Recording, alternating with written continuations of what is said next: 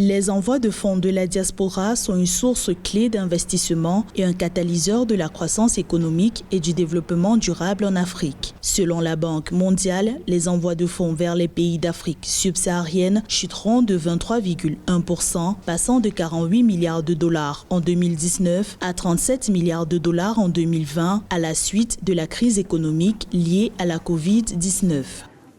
Cet argent ne sert pas de manière structurée à faire des investissements structurants ou à alimenter l'économie de manière organisée.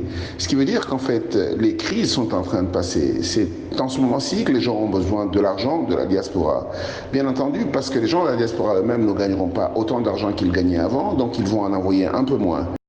Les pays les plus riches, dont les États-Unis, la France, le Royaume-Uni, l'Italie et la Chine, qui représentent jusqu'à un quart de tous les fonds envoyés aux pays africains, ont été parmi les plus durement touchés par la pandémie, entraînant une chute drastique des envois de fonds. Ainsi, de nombreux pays africains vont subir un double impact de la crise, plus encore ceux où les envois de fonds représentent une part importante du PIB. En termes de contribution des envois de fonds au PIB, le Zimbabwe arrive en tête avec 13,5%, ensuite les Comores avec 11,5% et l'Égypte avec 8,2%.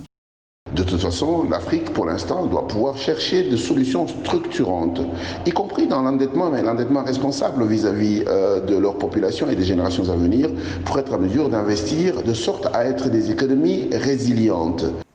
La Banque mondiale estime que l'investissement direct étranger baissera d'environ 35% en raison des restrictions de voyage, de la perturbation du commerce international et de la baisse des cours des actions des multinationales. Ainsi, les envois de fonds de la diaspora resteront cruciaux pour de nombreux pays du continent.